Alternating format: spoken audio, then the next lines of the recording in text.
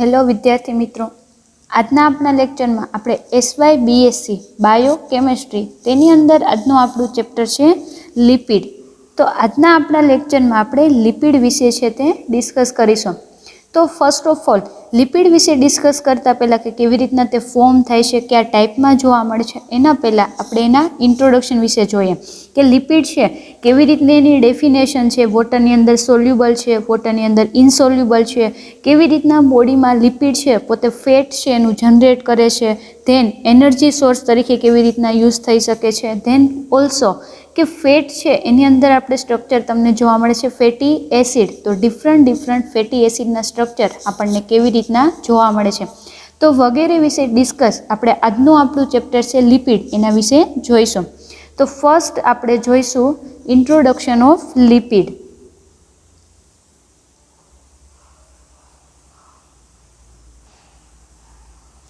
તો introduction of લિપિડની અંદર આપણે વાત કરીએ તો લિપિડ છે a one type of the Greek word છે. લિપિડનો મતલબ થાય છે ગ્રીક લિપોઝ અને લિપોઝનો મિનિંગ થાય છે ફેટ, એટલે કે ચરબી તરીકે આપણે એને યુઝ કરીએ છીએ. તો ફેટ છે એનો મતલબ જ આપણને લિપિડ કહે છે. Then are of the great important of the body as the chief concentrated storage from the energy, and beside their role is cellular structure and various other biochemical function. કે energy storage તરીકે આપણે લિપિડનો use કરીએ છીએ. Than also cellular structure જે form થાય છે એમાં પણ આપણને લિપિડનો ફાળો છે તે જોવા મળે છે. હવે એની આપણે મેઇન ડેફિનેશન જોઈએ કે કેવી રીતના આપણને લિપિડ એને આપણે કેવી રીતના આઈડેન્ટિફાઈ કરી શકીએ. તો લિપિડની આપણે ડેફિનેશન જોઈએ તો lipid may be regarded as the organic substance, કે lipid is the one type of organic substance, then soluble in organic solvent, then insoluble in water. તો ઓર્ગેનિક સોલ્વન્ટ જેમ કે આલ્કોહોલ, ઇથર એની અંદર લિપિડ કમ્પોનન્ટ છે પોતે soluble થાય છે.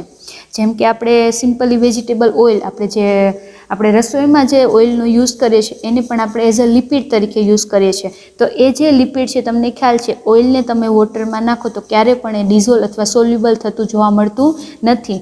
એટલા જ માટે લિપિડ પોતે વોટર ઇનસોલ્યુબલ છે, જ્યારે સોલ્યુબલ ઇન ઓર્ગેનિક સોલ્વન્ટ. તો આ એની ડેફિનેશન છે. ધેન હવે આપણે લિપિડનું ક્લાસિફિકેશન કરીએ કે લિપિડ આપણને જોવા મળે છે તો મેઇનલી એના ક્લાસ કેવી રીતના પડે છે. તો લિપિડના મેઇનલી 2 ક્લાસ આપણને જોવા મળે છે, સિમ્પલી લિપિડ અને કોમ્પ્લિકેટેડ લિપિડ. તો બે લિપિડ વિશે આપણે ડિસ્કસ કરીએ તો ધ ક્લાસિફિકેશન ઓફ લિપિડ. તો lipid is the broadly classified into simple and complex, derived and miscellaneous lipid. કે મેઇનલી એના 4 ટાઈપ છે કે simple lipid, then complex lipid, then derived lipid and miscellaneous lipid. કે આવી રીતના આપણને અલગ અલગ લિપિડના પાર્ટ છે તે જોવા મળે છે. જેમ આપણે આગળ જોઈશું તેમ વધારે આપણને ખ્યાલ આવશે. તો હવે આ જે 4 પાર્ટ છે એના પણ ફર્ધર આપણને સબ ટાઈપ છે તે જોવા મળશે. તો ફર્સ્ટ ઓફ ઓલ આપણે સ્ટાર્ટ કરીએ સિમ્પલ લિપિડથી. તો સિમ્પલ લિપિડ વિશે આપણે ડિસ્કસ કરીએ તો the simple lipid ester of the fatty acid with alcohol.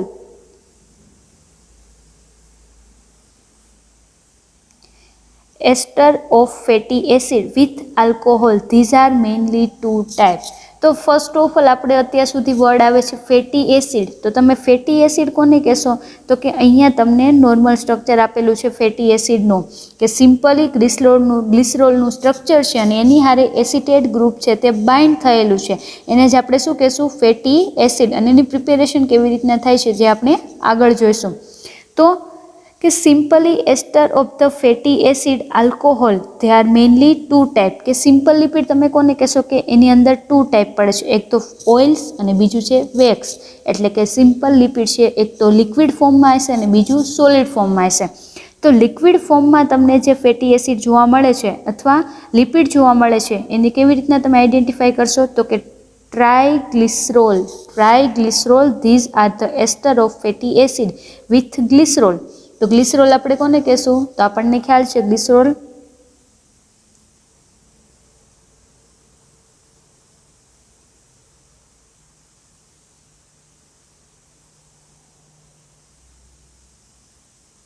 અહીંયા જે તમને આ સ્ટ્રક્ચર આપેલું છે એને તમે શું કહી શકો છો? ગ્લિસરોલ. અને ગ્લિસરોલના સ્ટ્રક્ચરની અંદર આવું તમને જે નોર્મલ સ્ટ્રક્ચર આપેલું હોય છે એને આપણે શું કહીશું? ફેટ અથવા ઓઇલ છે એવું કહીશું. તો ester of the fatty acid with glycerol, કે ફેટી એસિડ છે ગ્લિસરોલના સ્ટ્રક્ચરમાં તમને એટલે કે એનું એસિટેટ ફોર્મ એમાં તમને જોવા મળે છે. એવું નોર્મલ સ્ટ્રક્ચર હશે અને જે ઓઇલ ફોર્મમાં હશે એને જ આપણે શું કહીશું? તો કે ફેટ અથવા oil. Oil is the liquid while fat is the solid at a room temperature, કે ઓઇલ ક્યાં હશે? પોતે લિક્વિડ ફોર્મમાં હશે પણ સમટાઈમ પોતે સોલિડ ફોર્મમાં પણ હોઈ શકે છે. Then wax. Ester of fatty acid usually long chain, કે ફેટી એસિડની તમને એક લોંગ ચેઇન જોવા મળે છે એને તમે શું કહેશો? તો કે વેક્સ સ્વરૂપે. With alcohol other than glycerol. This alcohol may be aliphatic or acyclic. The ketyle alcohol is the most commonly found in the wax, કે સિમ્પલી આલ્કોહોલ અને સિમ્પલી એનું ફેટી એસિડનું સ્ટ્રક્ચર પ્રેઝન્સ હશે but long chain of alkyl group આપણને જોવા મળશે, એને આપણે wax તરીકે કન્સિડર કરીશું. તો આ છે સિમ્પલ લિપિડ, કે સિમ્પલી એની અંદર ગ્લિસરોલનું સ્ટ્રક્ચર રહેશે અને ફેટી એસિડનું નોર્મલ સ્ટ્રક્ચર તમને આપેલું હશે એને જ આપણે શું કહેશું? Simple fat. હવે આપણે કોમ્પ્લેક્સ ફેટની વાત કરીએ તો these are a ester of fatty acid with alcohol containing additional group, કે સિમ્પલી તમને ગ્લિસરોલ ફેટી એસિડનું સ્ટ્રક્ચર આપેલું છે બટ એ જે સ્ટ્રક્ચરની અંદર અધર કોઈ ફંક્શનલ ગ્રુપ પ્રેઝન્ટ છે એની આરે બાઇન્ડ થયેલા છે અને કંઈક ન્યૂ સ્ટ્રક્ચર ફોર્મ થતું હોય છે એને જ આપણે શું કહીશું? Complex lipid. તો કોમ્પ્લેક્સ લિપિડના છે અલગ અલગ ટાઈપ આપણને જોવા મળે છે. First of all phospholipid. તો તમે ફોસ્ફોલિપિડ કોને કહેશો? They contain phosphoric acid and a frequently nitrogenous base. These in addition to alcohol and fatty acid, કે સિમ્પલી તમારું ફેટી એસિડ અને આલ્કોહોલ આપેલું છે તમને, એની અંદર ફોસ્ફોરિક એસિડનું કન્ટેન્ટ પ્રેઝન્સ જોવા મળશે એને આપણે શું કહેશું? ફોસ્ફોલિપિડ. ધેન અધર ટાઈપ જોઈએ તો ગ્લિસરેલોફોસ્ફોલિપિડ. તો ગ્લિસરોફોસ્ફોલિપિડ હવે તમે કોને કહેશો? તો કે these phospholipid contain glycerol as alcohol, example lecithin and caffeine. એટલે કે સિમ્પલી તમને આલ્કોહોલનું સ્ટ્રક્ચર આપેલું છે એમાં ગ્લિસરોલ તરીકે એનો યુઝ થતો હોય છે એટલે કે ફોસ્ફોલિપિડ કન્ટેન ગ્લિસરોલ, કે જે ફોસ્ફોલિપિડના કન્ટેનમાં તમને ગ્લિસરોલ જોવા મળશે પ્રેઝન્સ એઝ અ આલ્કોહોલ એને જ આપણે શું કહેશું? ગ્લિસરોફોસ્ફોલિપિડ. Then sphingophospholipid. તો સ્પિગ્મોફોસ્ફોલિપિડ કોને કહેશું?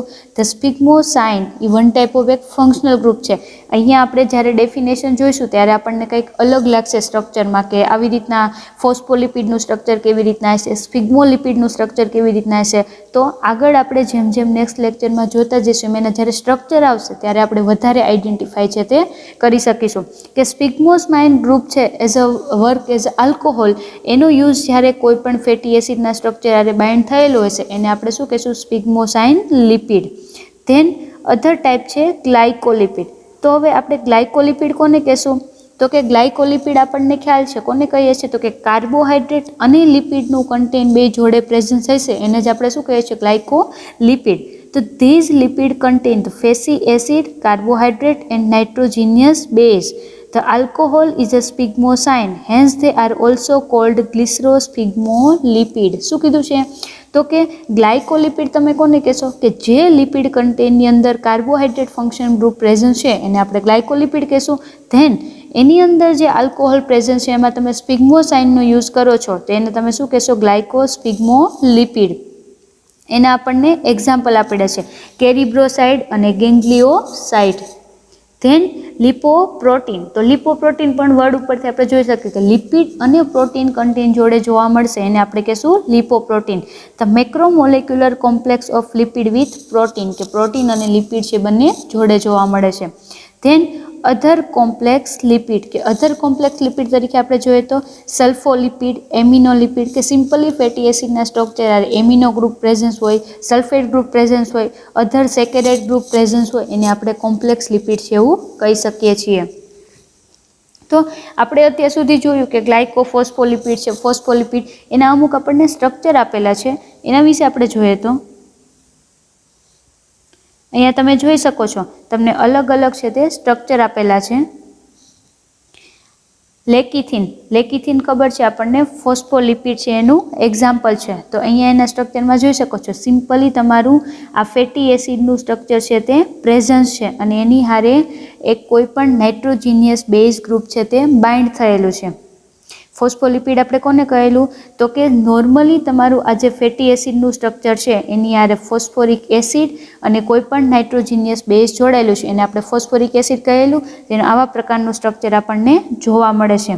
જેમ આપણે અધર સ્ટ્રક્ચર જોઈએ તો અહીંયા આપણને નોર્મલી સ્ટ્રક્ચર આપેલા છે કે ફોસ્ફેટ ગ્રુપ છે, નાઇટ્રોજીનિયસ બેઝ છે, આવી રીતના તમને સ્ટ્રક્ચર આપેલા છે અને એના આધારે આપણે લિપિડ છે કે નોર્મલી કોઈ પણ લિપિડ છે એની અંદર આટલું કન્ટેન્ટ તો તમને પ્રેઝન્સ જોવા જ મળે છે.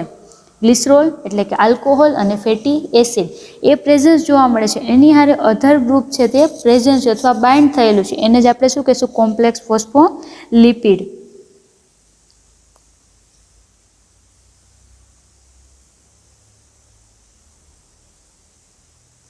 તો ધેન નેક્સ્ટ છે ડિરાઇવ્ડ લિપિડ. હવે ડિરાઇવ્ડ લિપિડ તમે કોને કહેશો? તો કે these are the derivative obtained on the hydrolysis group 1 and group 2 lipid which possess the characteristic of lipid.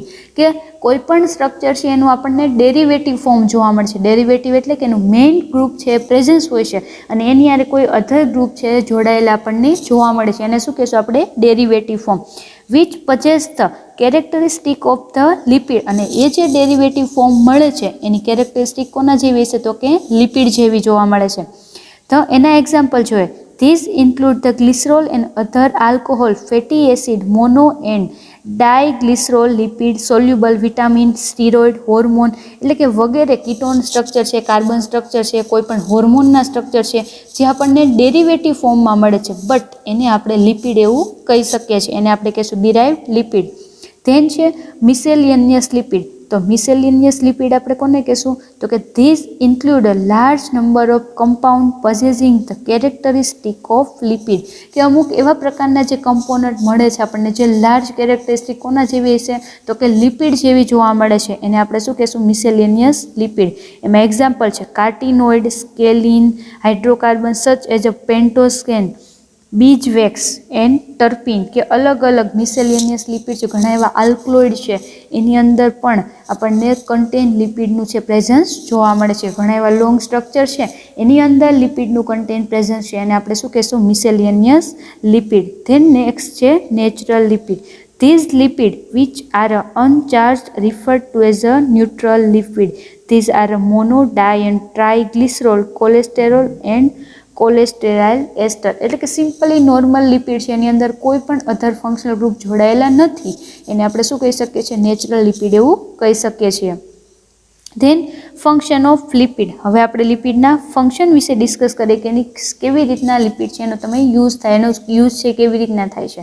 તો કે એનું ફર્સ્ટ ફંક્શન જોઈએ તો they are the concentrated fuel reserve of the body. ટ્રાયગ્લિસરોલ, આપણે સ્ટ્રક્ચર જોઈ ગયા ટ્રાયગ્લિસરોલનું.